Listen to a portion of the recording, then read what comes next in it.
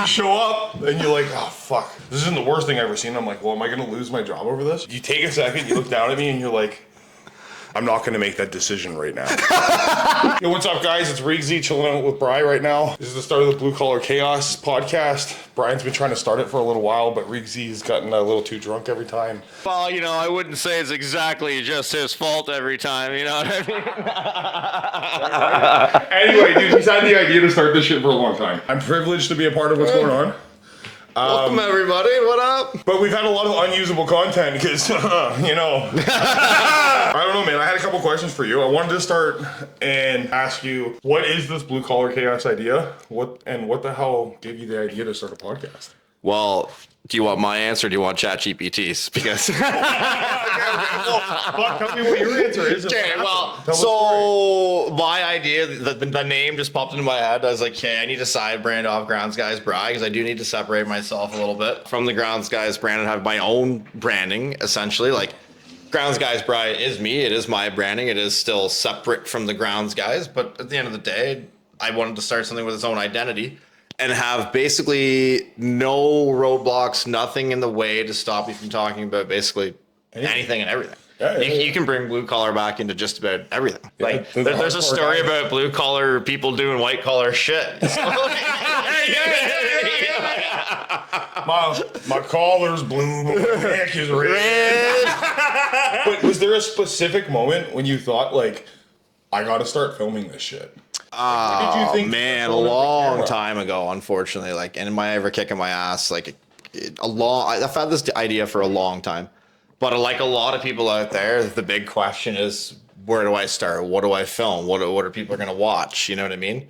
And, you know, there's going to be a lot of people who are like, what? But you know what? I'll give it to the kid. Like, Stefano, man, you know? It may seem like I harp on you or whatever, buddy, but I'll give you that. Like, a lot of inspiration came from you and your style, you know, the in real life, showing what really goes on in the business, how it really works, you know, the good, the bad, and the ugly. The Kickstarter that finally got it all going, the fuck you, as you may call it, because that's basically what it's. This? Well, it's fuck you, watch it. Yes, fuck you, watch this. It started with an argument, a disagreement on how the content for our business page should go. Okay, between me and another individual. I'm not going to go naming names and that. If you know, you know. If you don't, it doesn't really matter. We had a different view on it. I wanted like raw, unedited. He wanted super polished. The owner, Justin himself, he wanted in between. He wanted in real life, you know, nicely edited. He wanted no swearing, everybody in uniform. He wants all the, which we're starting to follow now anyway, but he didn't want these nice, polished, pretty, boring, generic stuff that like is happening everywhere. We want to be different. We want to stand out. Everybody has this idea in their head or had this idea in their head. Didn't necessarily know how to put it out. We had a vision. We all had a vision.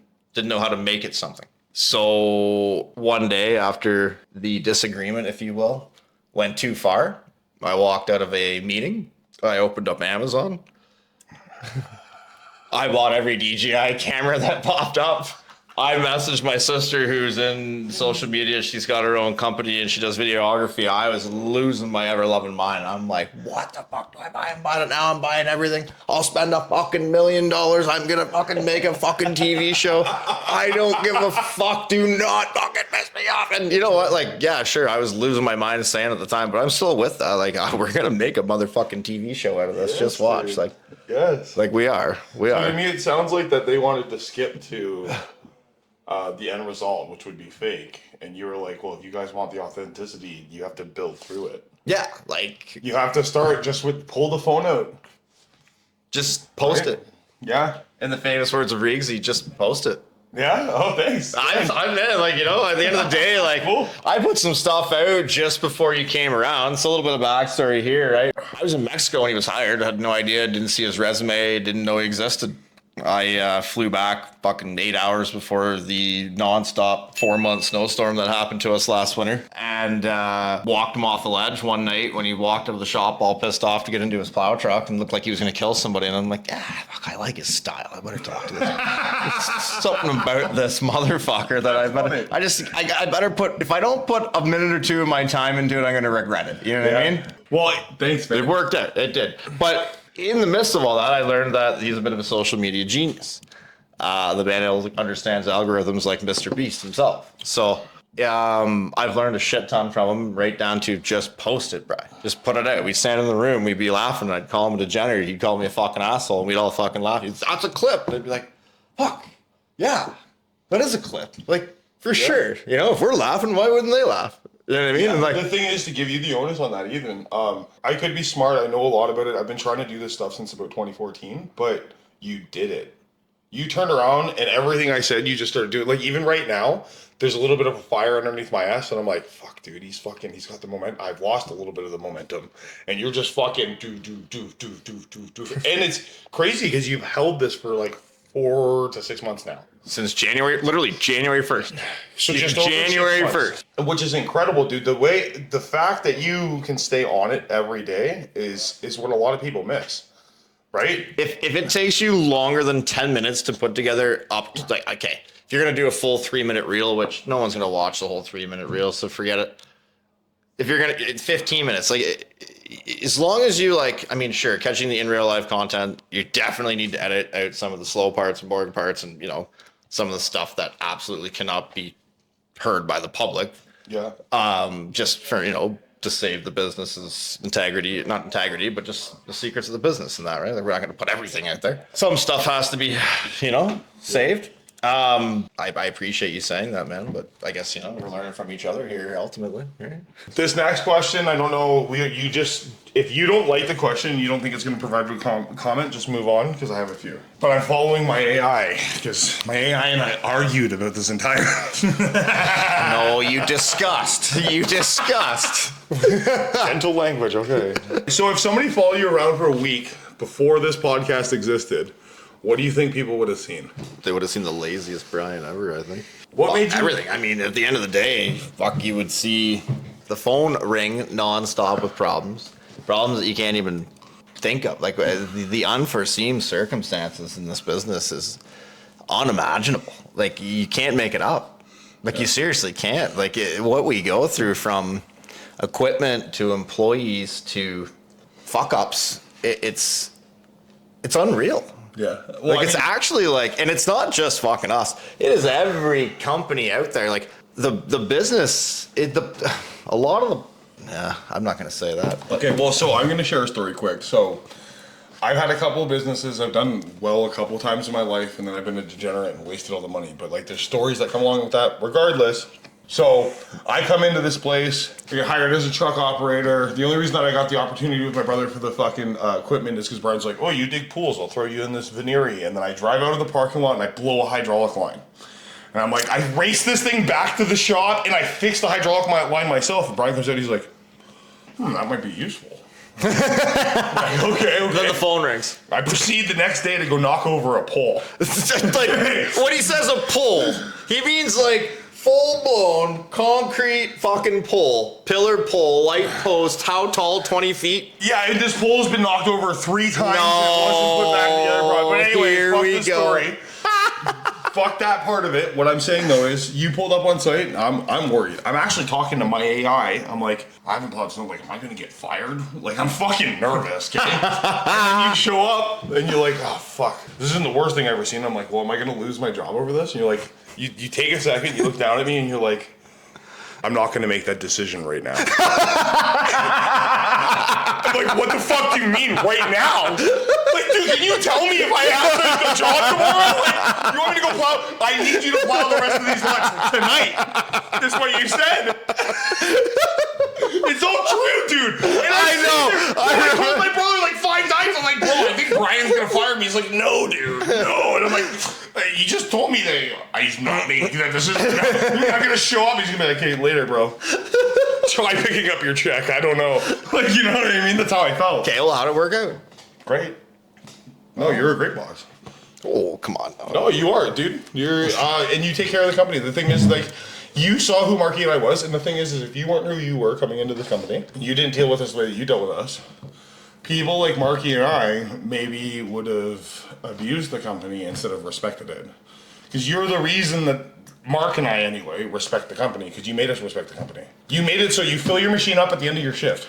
The DEF, come on. Yeah. You know that you made those things happen, and those are the small things that make you appreciate or not appreciate. Those are the things that make you have pride in your work. It was hard this winter, man. Like, it was. Listen, I let everybody off very easy this winter. I had no choice. In my head, I had no choice because what the fuck? You guys went through a motherfucking war for me. All of you, not just you and Mark. You and Mark, obviously, you went above and beyond for me. A lot of the guys did, but you were every time I called, man, except for that time on New Year's. But he calls us on New Year's. Fucking, we're at our old place, and when we left, I said, I don't know if I'm gonna I'm probably gonna drink. This is probably like 8 hours before this, too. Yeah. I think it was 6 hours by the time you called us, dude. I just got a little bit too fucked up. Anyway, but he calls us. I don't answer my phone. I think you called me first, or you just called Marky right away because you know that I'm not going to answer my phone all the time. But anyway, Mark's phone rings. I'm sitting on a couch here. Mark's sitting on another couch over here. Right? Okay, and we're fucking tuned. Like, okay. And he answers his phone. You're like, I think I need you guys to come in. And we both go, I remember. And then he's like, I don't think we can come in right now. And you're like, then get some fucking sleep because I'm going to need you. It was good, dude. It was good. But again, though, that's the reason that you have the employees that you have. Before all of this and the content and the Grounds Guys Bry, who was Brian? Cool. That's a very interesting question, Rieger. So I became a dedicated company man a couple of years ago for sure. I definitely took a lifestyle change, like a 100% lifestyle change, not just like, I quit drinking for a few weeks, or I turned my entire life around from being a questionable degenerate of a person to going to working thousands and thousands and thousands of hours, countless hours to try and build this company with a very good friend of mine. Do you think that's because of age or because of what happened in your life? Definitely a mixture of. My age has nothing to do with it. It's the path I took. So like my parents, man, they're amazing people. They don't drink, they don't smoke. They weren't rich people. There's a big misconception where I come from, the town I grew up in, and even maybe around work and that like my family is rich and I got nothing to worry about. My mom and dad both still go to work every day. My dad's 67. I mean, you can't stop the fucking guy. Like, it's like he's just on autopilot. Like, you know what I mean? Like, it's fucking unbelievable trying to keep up with that guy. Like, it's just, you'll make yourself feel bad. It's insanely fucking bad. It's ridiculous. Even the hours I put in this winter, I think he still did more. Like, think about that. Like, no way. I'm not fucking joking. There's no way. It wouldn't be fucking far off. Really? I'm not kidding. Okay, so just to give people context, I put in about 1,100 hours this winter, and I'd be willing to guess that you put in like 1,700, $2,000. Yeah, up there. Yeah. But anyway, so. And I thought it was a big winter. It was the biggest winter ever. It was crazy. It was the biggest winter ever. But so like my parents, I was always kind of getting in trouble when I was younger, but not doing innocently dumb shit. So when I was like 14 or 15, I used to race motocross, dirt bikes, ATVs, everything with a motor. I've been on my entire life, but I had my Yamaha Banshee out in a place called Cumberland Beach, for anybody who knows, out near really Weber's on the highway. Yeah, done up, complete, nice. Like 508 big bore kit, crazy machine.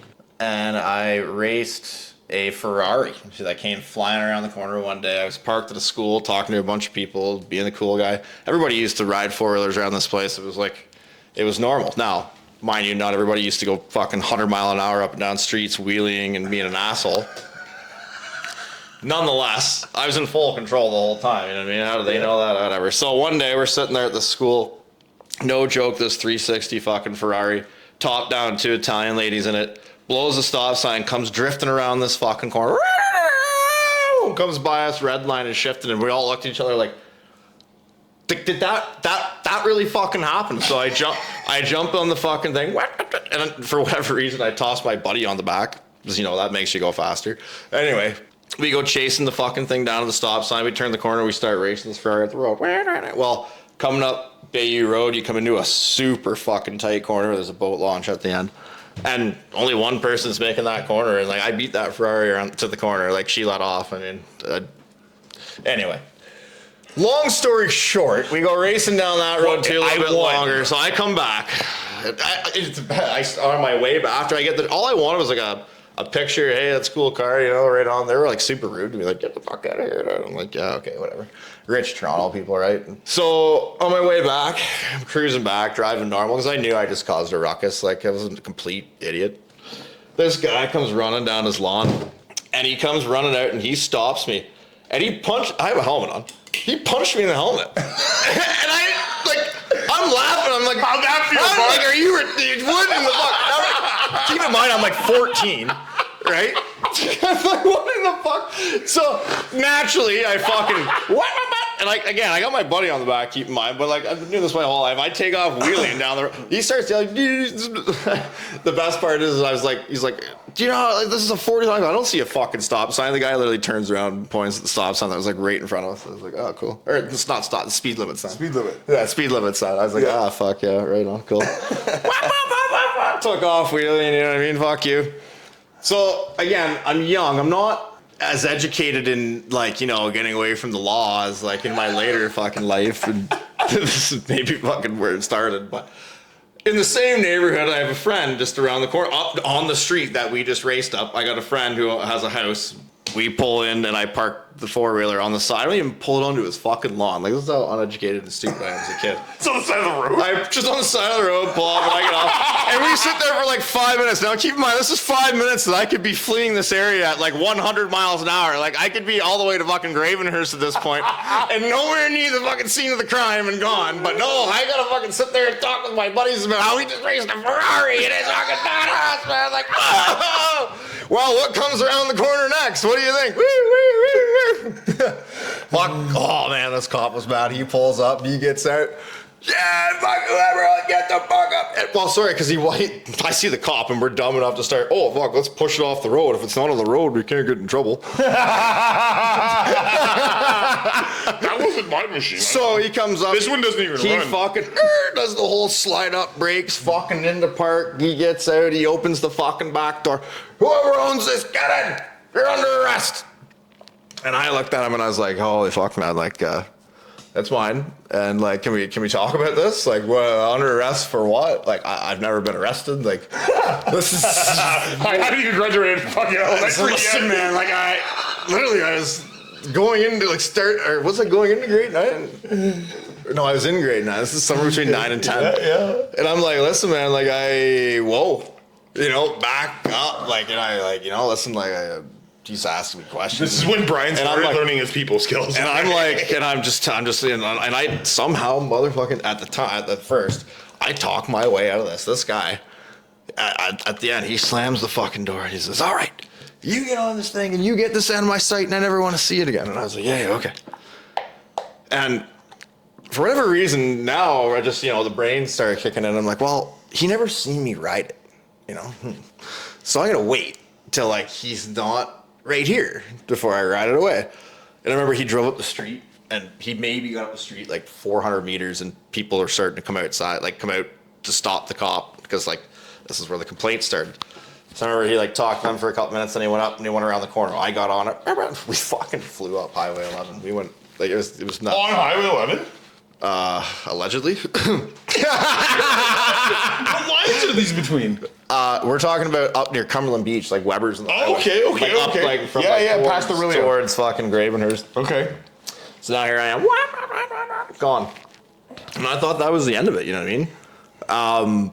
Funny enough, that day didn't really end there. We'd loaded the four-wheeler in the back of my buddy's truck, which was at the Muskoka store on the side of Highway 11. We drive back to Aurelia. And lo and behold, we get off at Fittins Road and there's a fucking Tim Hortons there. And we all know how people love to hang out at Tim Hortons and in their cars and that, right? Yep. So we see a bunch of people from high school have their done-up Civics and people from all around town have their done-up Civics and Acuras or whatever. And we pull in there. And it's a bunch of my like friends' older brothers and stuff, right? And like we pull it, oh fuck, man, the Banshee, like unload it, go for a ride. And I'm like, you guys are fucking nuts. Like, we're in town. We're in Aurelia. Like, we're on West and Fittins, like one of the main intersections in town, like up at the north end of town or whatever. We're not downtown, but like we're in town. And I'm like, you guys are fucking retarded. Like, no, you have no idea what kind of day I just had. Like, I just fucking You know, I'm like, all right, you guys unload it and load it, and I'll give you a fucking show.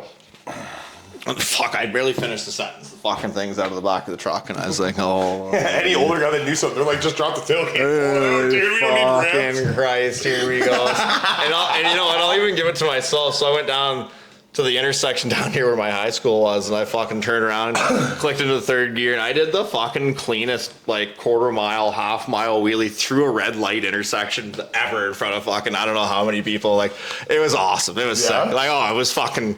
There was epic. No. So actually, we pull back to the parking lot, and the fucking Tim Hortons staff comes out. We're calling the cops. Blah blah blah. They fuck boys throw her in the back of the truck, and we peel off and leave. And I thought, that was going to be the end of that. So this is all the same day, right? Yeah, that's the same day. It was the same day. Okay. So let's fast forward a couple weeks. Me and the boys used to mountain bike around everywhere. Like, we used to mountain bike from one end of the fucking town to everywhere. We had really nice Konas and Narcos and shit. I'm at a we used to go watch like the girls' soccer games over at Kitchener Park, and each one of us had different girlfriends and shit or whatever. We were hanging out with different ones, and we were over there one day, and I got a call from my dad. He didn't call much. Like, he doesn't call much. You know what I mean? So when he does call, it's like answer. It's something. You know what I mean? Yeah. Where are you? I'm coming to get you. And I'm like, fuck. Like, I'm at Kitchener Park. Like, what's wrong? We'll talk about it when I see you. His tone, it was like, I knew. I was like, holy fuck, I'm fucked. Something's like, I don't know what I did, but like I did something, and I was doing so many stupid fucking things back then. What did he hear about? You know what I mean? Like, Jesus fucking Christ! I was a non-stop adrenaline junkie. But so he picks me up, bike in the back of the truck. Hey, like, you're getting arrested. We're going to get you fingerprinted right now. You raced your four-wheeler, Banshee, blah, blah, blah. And at the time, because we knew nothing, we didn't fucking speak to a lawyer. Nobody would, you could barely Google things back then. Like, did we still have high speed? Or did we still have dial-up internet? Oh, yeah. Like, we went in and, like, my mom was like, you gotta tell them what happened. You gotta work with them, blah, blah, blah. It fucked me so badly. Really? Oh, man, it fucked my life so badly. So because I was, like, charged with that, any other stupid thing I started doing as a kid or getting caught for was another, what do they call it? A breach and a breach and a breach and a breach. Like, one time I went down, there was a big fight at another school. So you were one of those kids that were 14 on probation? Yeah, not probation, but like, fuck, I had a curfew in like grade 10. Yeah, I couldn't leave my house like 8 o'clock, but it wasn't a real anyway. Because you're underage, yeah, I understand. Took me to like grade 12 before all this all finally went away. Grade 11.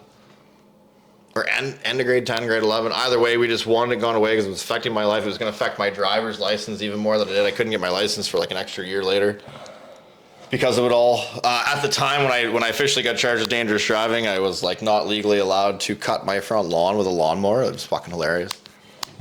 Oh yeah, like it was. You couldn't touch any motorized. What happened to me through high school is absolutely ludicrous. I was made an example of because everyone thought we were the rich. That was the rich one of the rich kids, and whatever. You're not going to get away with murder, bud. And then one of the other kind of your parents fuck up. No, God, fuck no. One of my other friends, like that was one of the mischief causers. Like his dad was a fucking high up.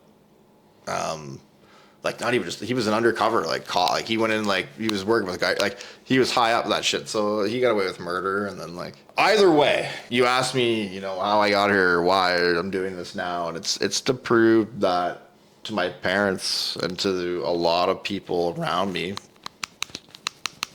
that saw me as the rich kid, and then through my 20s saw me as something completely way worse than that, which is something I can never change or get rid of. On that though, that's the thing that will end up happening is that you'll prove that to them. But do you think that you're actually trying to prove it to other people or prove it to yourself? Oh, myself for sure, too. Yeah. Okay. Yeah. That's wild. I wasn't doing that at 14, but okay. So after high school, when my dad passed away, I got a little bit of inheritance. It's a long story, but then I flipped the house and I did this and I did that, And then I ended up having some snowmobiles and living in a school bus on line 6 in somebody's farm, okay? And I was allowed to I was building racing simulators in the barn, and I could have any cars and dirt bikes and shit that I wanted, okay? Yeah. So I ended up having a couple sleds, and then long story short, the one, it's like, this is like 2018, crazy snowfall that year. So I'm like, why don't we pull Austin behind my truck, okay, with the snowboard, and he starts riding all the banks, and this, that, and the next thing, and then we'll bring the sleds out and set up all the cameras. Like, I have 10,000 hours of footage of doing cool stuff that we just never ended up editing, because, like, I got that far to be like, oh, I had the money in this, and then let's film all this, and then I expected other people to do the thing. Yeah. Okay, so anyway, so we go out, we're at like 15, 16 side road and stuff, like real deep Oro Medante, right? And we're pulling them, and then we all stop because we're having some beers and shit. It's the middle of the night, and we're ditch diving, this, that, and next thing, I'm in my big 6.5 liter Detroit. Okay, in 1998, 2-wheel drive, dude. I got fucking summer tires on, okay? We're sitting here, all of a sudden a Honda Civic pulls up, and he's like, you know people live around here, right? And I'm like, actually, we didn't. We were just ditch diving, having fun. Sorry, we'll leave. Okay, the Honda Civic leaves. I'm like, fuck that guy. We all just keep partying or whatever the fuck on the corner, okay? And it's a bad, crazy snowstorm night. I'm looking, so I see this fucking car coming down the road. It's got a yellow light on top. I'm like, I think that's a fucking cop, dude. Like, this is the first time anything like this is happening quite like this. I'm like, I think that's a... Pack this shit up, like, I'm leaving. If you don't end up in my truck, okay, so I get in my truck, I can barely start moving, right? It's a 2-wheel drive, fucking snowstorm, okay? But as I'm barely moving, people are throwing snowboards, people are jumping in my box. I got like 3-4 people in my box, 3 people in my cab, and the other guy, so my buddy Connor, he's got a stripper from Utah somehow. Ended up in this area. She's older than us, but he throws her on the front of my SRS 800, and then he gets on the back, like reaches around her, right? Yeah. And he starts to fuck off. I'm like, okay. So I turn off the 15, 16th and go up the 3rd, okay? And I start going up the 3rd, and this yellow light's getting closer, and then it turns to red and blues, and I'm like, oh fuck, this is a cop. Like, I'm fucked. I'm going in my truck. It's a slow piece of shit truck, dude. And my buddy Connor with no helmet on with this stripper from fucking Utah comes out of the fucking ditch behind me, stops the cop. I'm like, no way, dude. We get back to, it's his farm that I'm going to. Get back to his farm. We're there for an hour and a half.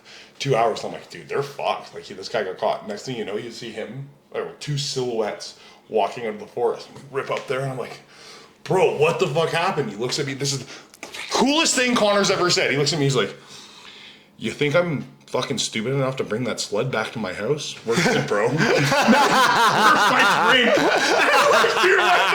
And that was the first time I learned what it was like to hang out in Oro. I was like 18 years old. Do you know what I mean? Yeah, good old Oro. It was good, dude. Oro boys. You remember when they used to brand that shit? Oh, do I ever? You still see the fucking stickers. No, I don't fucking have them. So I just want to keep cutting through these. And again, say pass if you want to just pass. But so for the younger audience, because I don't know if you realize, you are starting to inspire kids and people around here because you're choosing to do something other people don't do. So what did you think that your life was going to look like at 18? Did you think it was going to look like this? When I was 18? Yeah. Oh, buddy, fuck, I had no idea. No idea? No idea what I was You didn't have this grand scheme thing painted in your head? Yeah, I just didn't know how I was going to get there. Okay. To be honest. Okay. Yeah. So I don't really like that question. What do you think the hardest period of your life that most people don't know about was? I'm living it. Yeah? Mm-hmm. So what do you think that is, like growing up maybe in a man, I guess, right? Yeah, the whole leaving a lot of people behind. Were you one of those guys that just wanted to bring everybody with you? Yeah, that's why I don't have millions of dollars myself, because Same. whenever we're with an entourage. Same. I don't think I did it as cool as you did, but like I was definitely the Make-A-Wish version, okay? Here we go. But no, dude, I wasted so much money on people. That's why I asked the question. If you can articulate it, what's the biggest mistake that you made, but that ended up helping you later in life? I guess you could say by 20s, like everything I did, despite it maybe frowned upon and whatever, at the end of the day, I was running a massive business, and it taught me who people really are and how you can not trust anybody at the end of the day, really. What are people really? Out there for themselves. And that's okay. This resonates with me a lot. So I agree. I think that I've learned a similar lesson. And the thing that I think that I struggle with right now, and I'm younger than you, like half a decade younger than you. Easy now. Jesus. No. This is the experience though thing, and you still look better than me. Like fucking, let's figure out what's in this guy's diet. Yeah. Fucking, Tim Hortons, can I get a sausage, bacon, Wendy's, dude, pizza. It's pretty good with the fucking herb and garlic. Phenomenal. Yeah, dude, I watched your video. Phenomenal. I was like, dude, this guy's ordering Tim Hortons, just telling people how it is. Like I got, and then I was in my head chirping you, dude, and then I wouldn't order. What the fuck? Okay. But so for myself, okay, the biggest thing that I'm struggling with right now with the thought process that you just brought up is, I agree. I think people are all selfish, and what I had to learn is that I had to put myself first, because nobody else ever will. But now I'm in this like huge moral imbalance, if you will, where it's like all I want to do is help people and be there and have this group. But how do you put yourself first? Like, is that what you had to decide to do? Is be like the rest of the people? No. And be selfish? Do you understand what I'm trying to ask? What did that? I wouldn't say that I am selfish at this point. If I was selfish, I'd be doing completely different things, really. I'm not trying to say that you're being selfish, but what I'm saying though is, you put yourself first, right?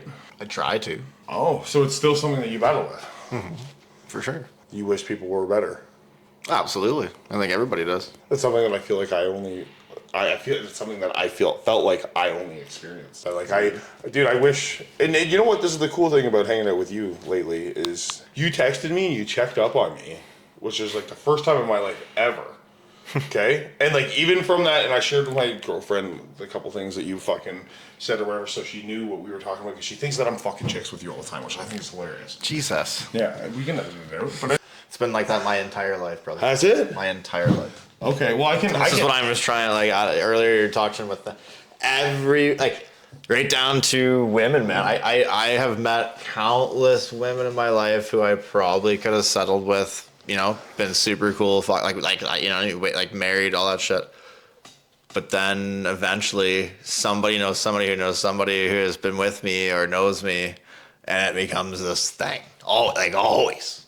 This like fucking Michael Jackson headline front page fucking thing everyone's got to manipulate and talk about and fucking. Really? Oh man, you'd think I was the king of pop. Seriously.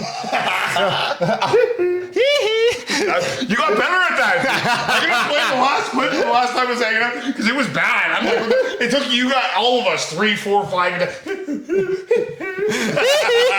Yeah, you got it. Okay. What's something people completely misunderstand about blue collar work and the blue collar life? The mental toll that it takes. Yeah. Everyone thinks that, I think everybody thinks you just show up and fucking labor or whatever the fuck, but someone's got to direct somebody at some point, right? Like, so there's stress on somebody somewhere, always, whether it's racing a clock or it was misquoted.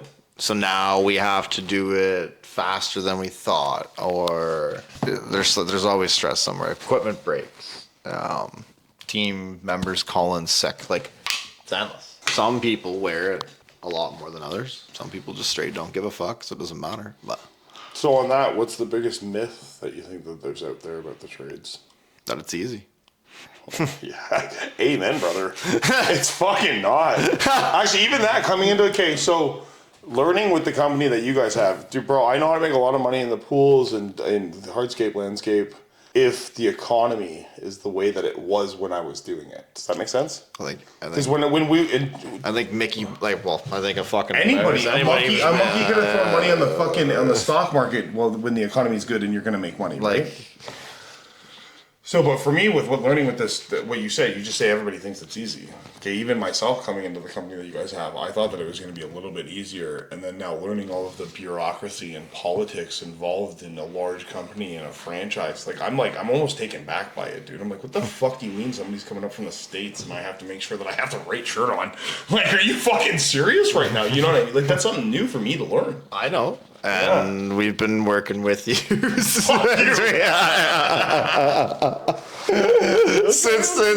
whatever, April 15th or whatever summer contract started. We've been, anyway, you're good. I think we've been doing pretty well. 100%. You've got. We all knew it was going to be a culture shock for you. Oh yeah. Yes. Okay. Because you came from smaller company, still bigger in sense, but smaller, more, everybody kind of knew everything, and 100%. This is probably one of the biggest, other than when I did HVAC in the union, which is a different thing because we were peace workers. So our crew is on. Yeah. Other than that, no, this is definitely the biggest company that I've worked at, and it totally has been a shock to learn how things operate. It is. It's fucking interesting some days. So, what's the worst job that you ever had to do? Plant fucking flowers. Doing the girl's job. Man. Oh man, I was up there and like I'm not just. Are you talking about this year? No, I think it was last couple of years. I just remember seeing your video where you're like, I get to deliver flowers today. This is the Hey, sorry, what'd you say, fucking cute girl over there? Oh, I'm your favorite person on Instagram? I thought so. I didn't pay her to say it. I didn't pay her to say it. That's what she wanted to say. Like, Kieran's awesome. But, yeah, like, the last couple of years, I've been around with the garden crews and brought up big loads of flowers to places, and I'm not just going to fucking stand there and help them out a couple of times and make it go faster, maybe find some holes where we can be faster, whatever. Yeah. It's not my favorite thing in the world to do, though. Same with shoveling. So at what point in your life did you ever like sit back and be like, what the fuck am I doing? Every night. I'm going to bed clutching my pillow wondering what the fuck I'm doing with my life. Oh man, a lot. Well, not a lot, but like this winter, let me fucking tell you, there were some times when I had a minute or two to be able to think about anything but snow operations. I think all I was said, because I had about 45 seconds to a minute in my head before I passed out if I wasn't actually working. So, It was like, what the fuck am I doing? Fuck it. That's a future Brian problem. And then 4 hours later, ring, ding, ding, ding, ding, it didn't stop snowing, and we gotta go. Oh, yeah, I know. All right. So you did a lot of the operations work before. You've run machines, you've ran projects, from what I understand. Mm-hmm. What's the sketchiest situation you ever found yourself in? Like with the machine or the crew? Oh, definitely. Not with grounds guys, with my buddy Derek Pilger. Derek, you're an animal, fella. You are definitely the best excavator operator I know, my friend. I will give you that all fucking day long, you animal. I've got videos, I think, on this phone, where we had to use excavator. We had to strap excavators, 2 excavators, to be able to hold it on the fucking rock cliff in Muskoka. And we could only swing the excavator halfway, and you would have to start the excavator up this way, and then to get the momentum to be able to swing it about halfway this way, to put the stones down and do the steps. I'm telling you, it was absolutely insane. Derek's an animal. We're all animals for it, but at the end of the day, yeah, we had an 8-ton strap to a fucking 28-ton. Working on the side of a fucking cliff, and that's crazy. Oh yeah, multiple times. What like, would happen, shit like that, dude? If that strap let go, that fucking excavator was in Lake Joe. That guy would have been okay or no? I guess we would have seen 50-50, man. Okay. Probably. Were you worried while you were doing all of this? No. Fuck it. Let's send it. Fucking yeah. This is the part of my At the life. time, had I been fucking smarter, I mean, I do have videos in that, just not the right ones. We could have made some. Would have been sick clips, but whatever. Well, on that, what's a lesson from construction or blue collar work that everybody should learn in their life? Operating equipment. Yeah. Learn to operate a skid steer and an excavator. I agree. And you will always have something to fall back on. You can. It's funny, this comes from 2 guys that are coming from sheet metal, too. Both Yeah, my started original in sheet trade metal. when I was 18, actually, yeah, I was sheet metal. I forgot about that. When you asked me, I forgot about that part of my life. Anyway. Well, no, it's funny that you say that because I'm licensed 308R. I should have my 308A. I never got licensed or anything. Like, I didn't do Just it. my long resi. enough, but- Just my resi. Oh, yeah, fair enough. Okay, it's easy, but you can challenge it. But what I'm saying though is, I learned the same thing you did. The second that I learned how to run machines, I was like, yo, fuck your stupid trade. I ran equipment. I learned, like, I have pictures and old videos my mom has on, like, old fucking camcorder or whatever of me in a backhoe at, like, 5 and 6 years old with my dad. And Yeah? and then when I was 8, 9, 10, fuck, doing jobs for this. Wayne Woodward, you're the man. Ty Woodward, Matt Woodward, boys, what's up? Kids that I went to public school with that I've known my entire life. His dad had a did septics and wells and all that. And he had a bunch of child labor. Yeah. Yes, Leave us there and fucking, we ended up fucking having a blast. We're in full size fucking, we're in full size, oh my god, I'm running forever, backhoes. And we're like building stairs and steps. It's like, I remember. You guys went from a sandbox and Tonka truck to the real thing real quick. Barely, yeah. I mean, at the end of the day, I rode a dirt bike before a bicycle at like 3 years old. So I didn't spend much time in the sandbox. So I grew up in a tattoo shop. My stepdad traded tattoos to this guy that did their wedding photos, but he ran a dirt bike fucking like training facility. Yeah, that's whatever. Okay, so I got to do dirt bike lessons when I was a little kid. Nice. Okay, and all I can remember from I can ride a bike pretty good now. Like as a big guy, like I can stand some. I'm not amazing, but like you're like, look at that fucking. He's doing it. Like that's it's impressive because you know. Okay, but the biggest memory that I have is being on a little 50cc when I was 7 years old and dumping it and laying there on the trail until somebody came to pick the bike up off of me, dude. I'm like, dude, the guy, I forget his name. I think it's Joe. But anyway, he's the guy that did the wedding. He's the one teaching. He pulls up. He's like, what the fuck are you doing? And I'm like, I don't know.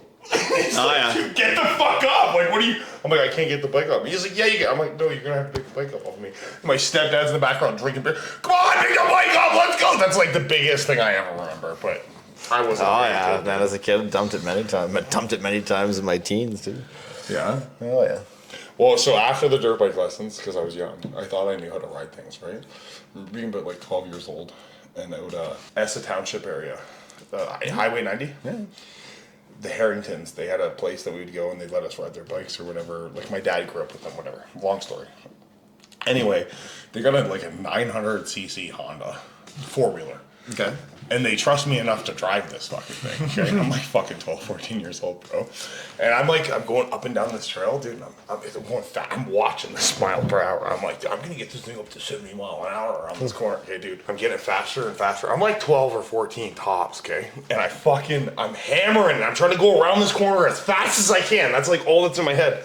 Okay, dude, and then I go as fast as I can, I turn around the corner, and the fucking bike turns, flip, boom, boom, boom, boom, flip over top of me. Dude, I was like, oh my god, I'm dead. Everybody's gonna fucking kill me. Like, I walked over, I'm like, well, the bike's okay. I'm just gonna drive it back. Pretend nothing ever happened. So I walked around like this for a week, and my dad's like, what's wrong? I'm like, I don't know. I got hit too hard with ball hockey. Yeah. But really, I just wrecked I was at Jimmy's house last night.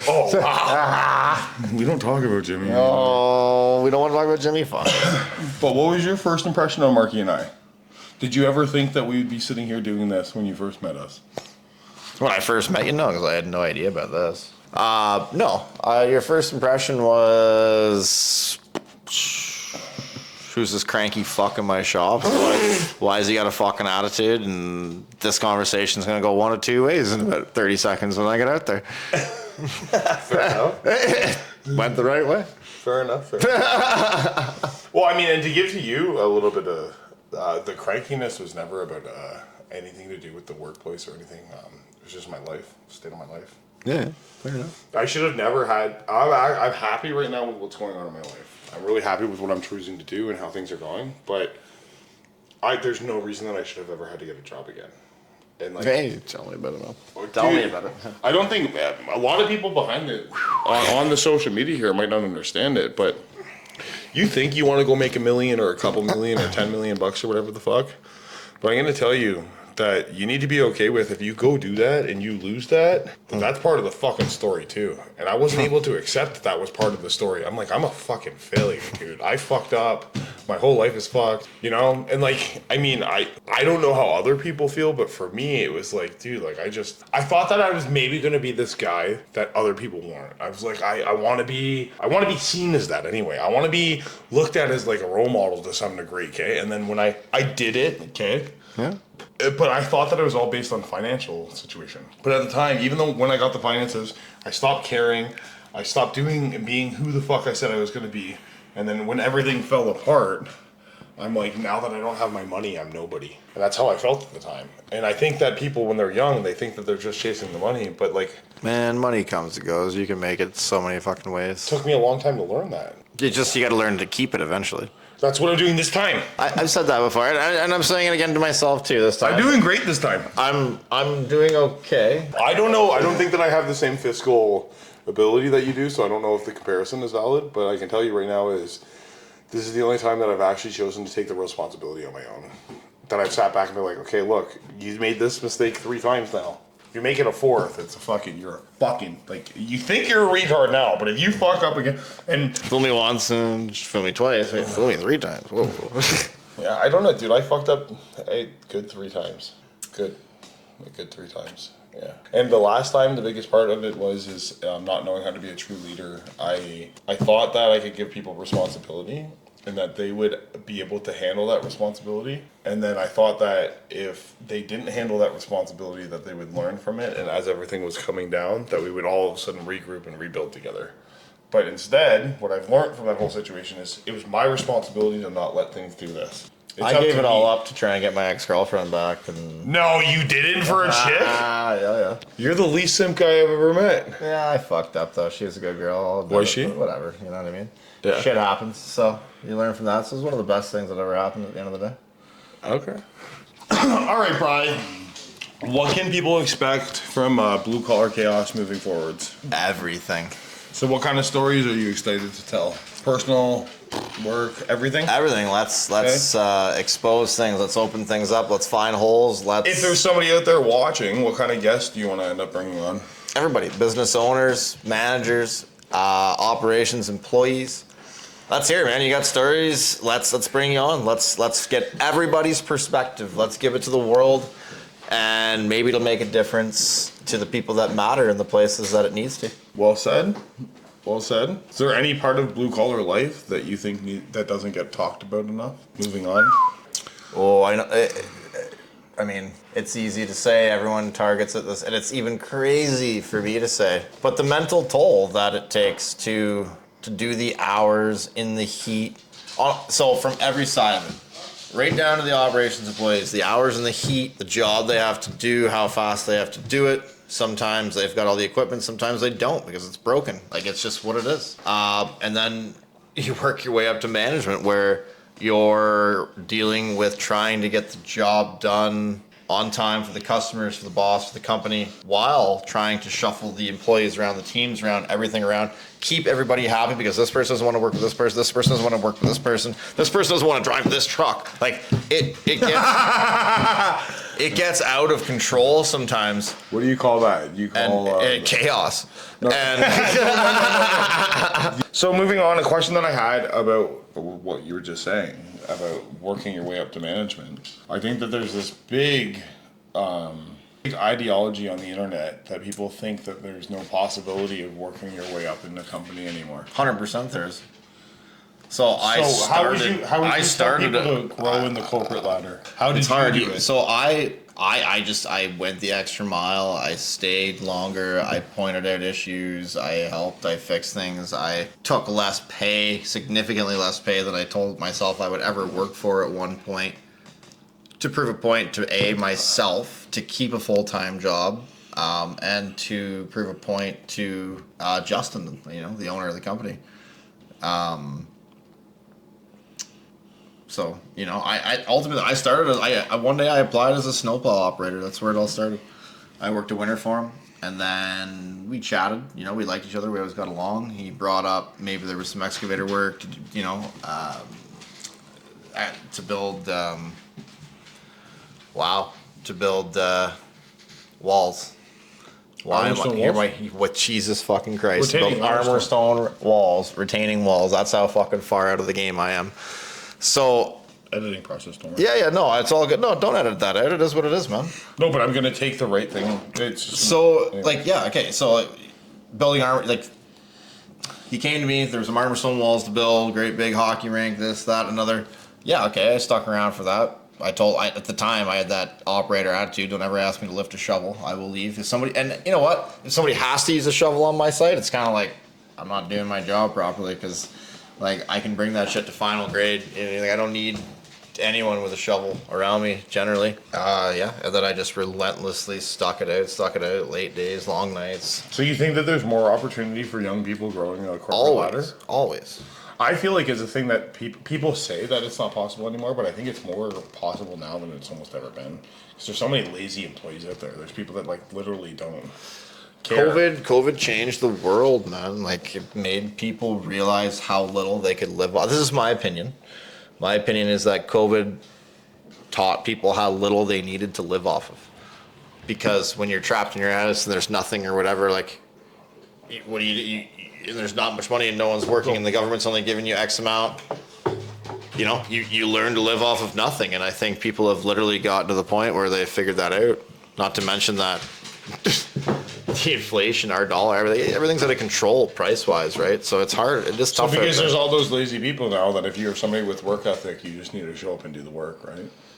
That's what it seems like out there. At the end of the day, I think everybody, man, go the extra mile. Like, find that extra gear. Go a little harder. Show up a little bit earlier. Start packing your truck. Don't stand around with everybody else who's sitting there milking the clock. Just go. Like, don't be afraid to be the guy who's doing the extra work and, oh, that guy's an overachiever or whatever. Yeah, be the fucking overachiever. Make more fucking money. Get the fuck ahead. Like, don't just stand around in the fucking smoking club and shoot the shit, drinking your fucking coffee and, oh, it's fucking 7:02. I better go now. Like go, guys. Be better. Do something. Like stand the fuck out. Like, who cares if they're like, if you care what people think, it's such a fucking weakness.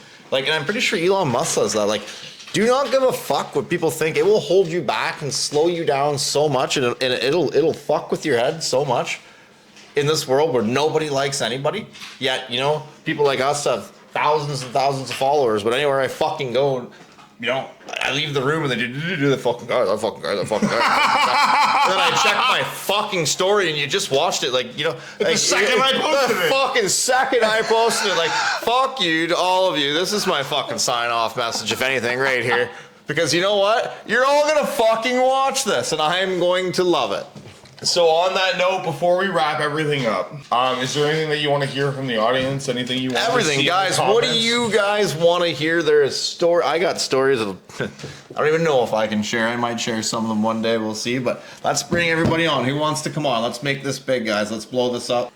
We want no limits, unedited, no filter. Don't hold back. Obviously, there's some things you're not going to put on camera. We know that. We understand that. I understand that. But let's make this something, guys. Let's blow this the fuck up. Let's talk about the real stories. Let's give people the real deal stuff behind the scenes, behind the scenes. You know what I mean? Like, let's, like, what it really is like running these companies. Sure, oh, you got a $10 million company. Well, fuck, today we got $300 and fucking 40 cents to fucking operate with. The fucking mail didn't come for me. And fucking the mail didn't come and there was a holiday Monday, so the deposits don't come until this fucking day, and holy fucking shit, man. Like, somebody pull the fuel fucking tanks are fucking empty, and like, well, holy fuck, what are we gonna do? Like, what do you mean you have no money? Like, holy fucking shit, you ever had a $200,000 fucking payroll? Like, on that note, from what Brian's saying here, if you made it this far in the podcast, you're in the Barrie area, and you have any sort of inspiration doing content and so on and so forth, reach out and come be a part of what we're building, because it's for the community and it's to show everybody, right? Yes, it is. And if you are an experienced landscaper, construction, hardscape, we're hiring. Softscape, we're always hiring. We're always going to try and make our team better. We're always going to try our hardest to make the environment, the morale better. If you can mow a lawn better than Marky and I, you got a job. It's not that hard. No, the bar's a little higher than that. Just a little higher than that. I tried. Dude, we're filming. Love you, brother. Yo, peace out, guys. I'm really happy. Brian, thanks for inviting me to be a part of this thing that you're building. Yo, man, thank you for helping me build it, because I am still lost, but I know you're going to fucking pave the way, brother. Let's do it. Anyway, Blue Collar Chaos, tune in next week. Within the next 30-ish days here, this should turn into a live stream. Probably Thursdays, guys. We're not going to interrupt your weekends. You know, that's when you guys all seem to tune in the most, apparently. Gang. My collar's blue, but my neck is red. I've been working like a dog just to keep my family